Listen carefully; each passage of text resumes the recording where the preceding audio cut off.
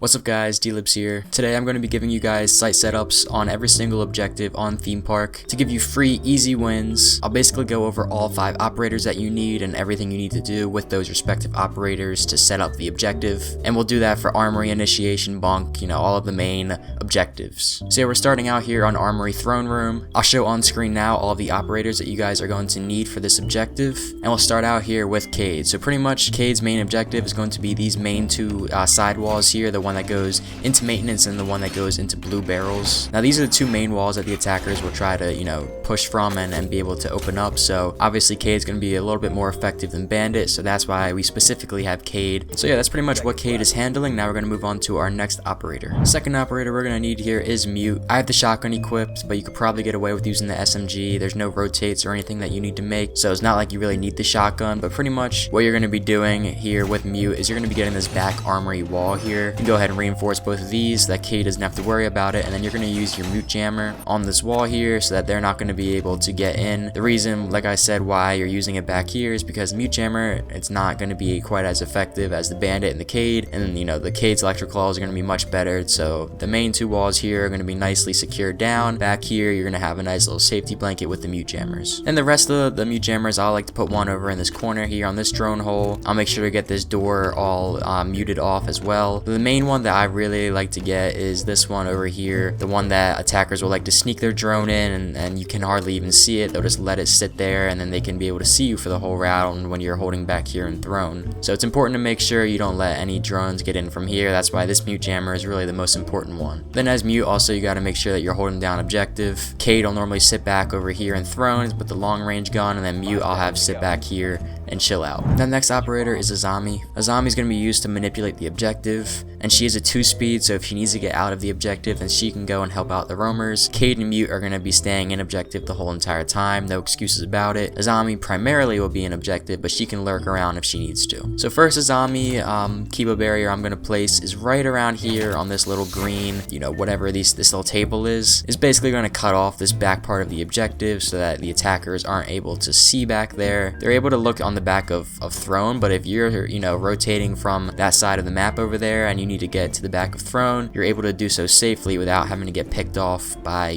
someone holding down this door. Then I'll also like to place one right on this side of the door like so that pretty much as soon as the attackers, you'll see sometimes like attackers when they're trying to push into Throne, they'll just quickly peek this and to try to get a quick kill on someone who's holding back here. So this will cut off that quick little peek, and then I like to hold on to the last 3 Kiba barriers because this is a highly breachable objective, and so you're able to put those on any breachable holes in the wall just to stop the attackers from being able to get in. Now our main roamer is going to be Ella. The issue with this objective and the reason why Ella is important and you're not going Vigil or something is because there's so many different entry points. So you have this door over here, they can pretty safely enter in from this door as well, then they're able to go up here into Throne or back there into Armory. Then you have that back breach over there, you have this one here, you have this one here. There's just a lot going on here. So going Ella really slows them down. So I'll place my first barbed wire into blue room here in the middle, then I'll place my second one back here on the main door from Dragon into Throne. I'll place one of my Grismots here as well, and then I'll put the other one in blue, pretty much just doubling up with the barbed wire so that can slow them down. And then I'm going to hold on to my last Grismot actually. This is important because if you get into any gunfights, say there's somebody at the end of this hall here that I'm fighting, I can throw that real quick, they'll get Grismotted, and then you're able to win that gunfight. So that's really a skill that you can use when you're playing Ella at all times. But another reason, if you need to get back into objective and you're the last line of defense as a roamer, and so you get back into objective and you have this last Grismot still, and you're able to slow down the attackers from jumping in from breach, you have your Grismot available and you're able to just to chill a little bit, slow down the attackers, which is pretty much the entire objective for the defenders, just being able to slow them down. So we have our anchors, we have our roamers, we have our lurkers, we don't have intel. So that's where Valk comes into play. So I'll place my first cam up here in Dragon. Actually, I normally like to put it in that little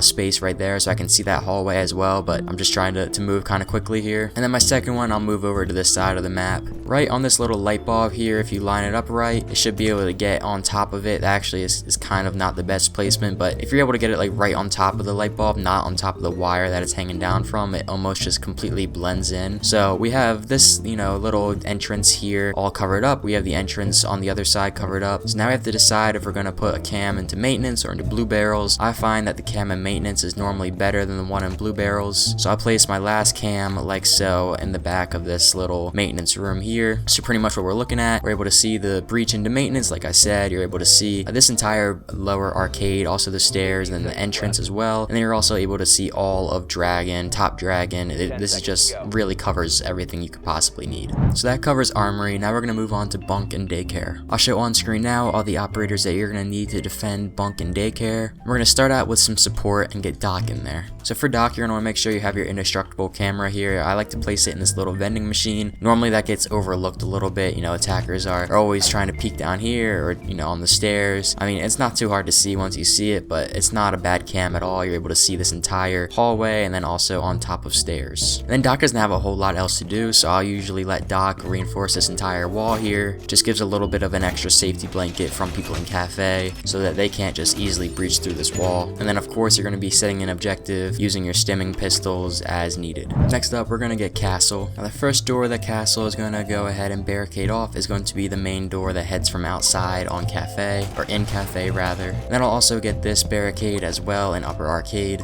So that's two of our barricades down. Then I'll use our third one on the outside window here in break room. And then of course I'll use the other one on the opposite side of break room as well. Then you also have these proximity alarms, which are going to help you out a lot. I like to put them on the two main staircases. So I'll put one right here, let me know when, you know, people are coming up upper arcade, and then I'll put one over here in yellow as well. So I'll just place it right here on the floor. They can't really see it. So then, you know, I'm protected from the two spots that look into objective from outside. I'm protected from cafe, upper arcade, and then I know when people are coming up the yellow stairs, then also the arcade stairs. For our third operator, we're gonna have Bandit. Bandit's gonna want to reinforce these two walls here in Bunk. These are like the two main walls that attackers will try to breach through. So of course we're gonna make sure to reinforce these and make sure to put our shock wires on there as well. Basically just cutting off any attackers from getting this main wall. And then you have two extra shock wires on here as well. You don't really need to use them for anywhere, so you can just hold on to them. And then you can also, you know, Bandit trick over here in case they have a Thatcher or something and they're trying to get wall. Then you can, you know, of course do your little trick. So I'd hold on to the last two. And then as Bandit, you're gonna be pretty much the main roamer. So after you put those two down, it's pretty quickly, you know, you have plenty of time still left in the preparation phase to go set up and roam before the action phase. So as the roamer here, I like to sit down here and lab, you know, somewhere in this area, normally around here, and then I can pretty much quickly flank up the arcade stairs and also flank up the yellow stairs. I'm close enough to both of them where I could hear the proximity alarms that we placed with Castle go off.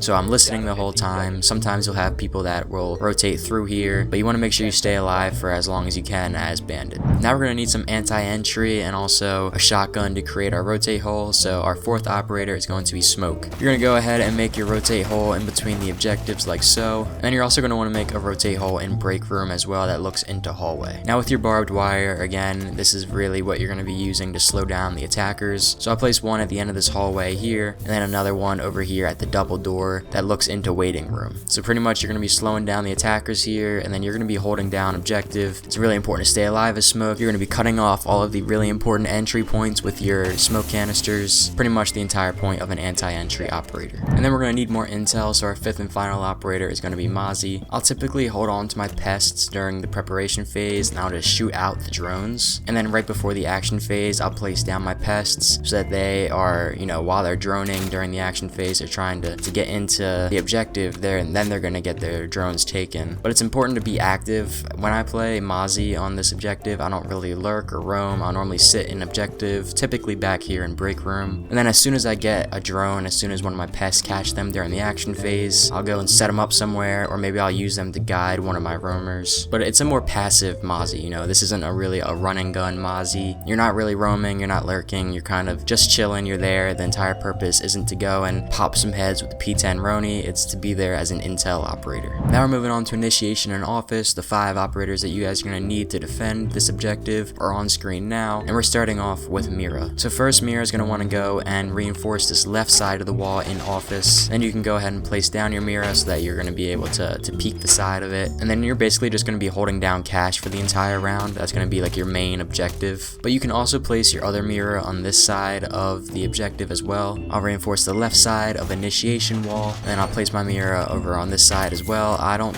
really play on this side of the objective as Mira, but it's still good to have. You're going to have an anchor playing in initiation, so you can set this up for them and then they can cut off anyone coming from the control room. And then our next operator is going to be Maestro. As Maestro, I'll place my first evil eye in the back here of Cash right next to the door. I'll place my second one in yellow hallway just like so, and then my third one's going to go into control room in the corner here just like this. So you're able to see when, you know, anyone's coming in from control, when anyone's coming in from yellow hallway, and then whenever anyone's coming in from cash. So that pretty much covers like the main spots that people will be entering in from, minus the breaches. And then since you have the bailiff, I'll also make the rotate as well right here, since you'll probably have time after you place down your evil eyes, so it's not really anything too crazy. And yeah, so that's everything for Maestro. Our next operator is going to be Bandit. This is the reinforced wall with a mirror on it, so I'll place one of my charges like so. This is the second mirror placement, so the second bandit charge will go on this wall as well. And then we'll actually reinforce these two walls in the other side of initiation. And then we'll use our last two shock wires on this wall. This is like the main breach wall that most people will push from as attackers. So cutting off this wall is really, really important. And then also what's really important is being able to reinforce this wall as bandit. In case you didn't know, as thermite, if you place a thermite charge on a wall that like comes to a 90-degree angle, then it would also destroy this wall. And it doesn't even matter that there's a shock wire on it, so it's important to reinforce that wall as bandit as well. And then bandit will be your lurker. Normally I'll have him lurk on this side of the objective, you know, on this, you know, yellow side, arcade side. Doesn't really matter where. Normally I'll sit in cafe for a while, and then when I'm needed, when I hear someone coming up yellow or arcade stairs, I'll push around. And then the next operator we'll go is Jaeger. So Jaeger is observation blockers. I'll place one on this door in waiting room, another one on the door in office, and then our last one I'll put in the cash hallway like so. Now as for ADSs, I'll place one over here that heads in from showers. I'll make sure to place one in waiting room as well, typically back here right next to the rotate hole. And then my last one will go right over here next to where that other mirror was, adjacent to the control room door. And then for our roamer we'll have Oryx. Before he goes and roams, he has proximity alarms. So I'll place my first one on this little bin here. It'll catch anyone coming around this corner, and it also blends in pretty well. And then we'll head over to Dragon side, and I'll place our second proximity alarm right at the top of these stairs. So that covers pretty much the two main spots of this objective that people will push up from. And then Oryx, like I said, he's our main roamer. You have Bandit lurking on that side of the map, pretty close to objective, but Oryx will stay downstairs for the majority of the time. And then when you're needed, you can of course get up pretty quickly. So yeah, that'll do it. That's the complete guide to defending theme park on Throne Armory, Bunk Daycare, and then of course Initiation Office. Hopefully you guys enjoyed. Go ahead and press the playlist that's on screen now for more Rainbow Six Siege tips and tricks, map callouts, other site setup videos, spawn peaks, pretty much anything imaginable to get better at Rainbow Six Siege. I probably have a video on it. But besides for that, I'll see you guys all in the next one. Peace.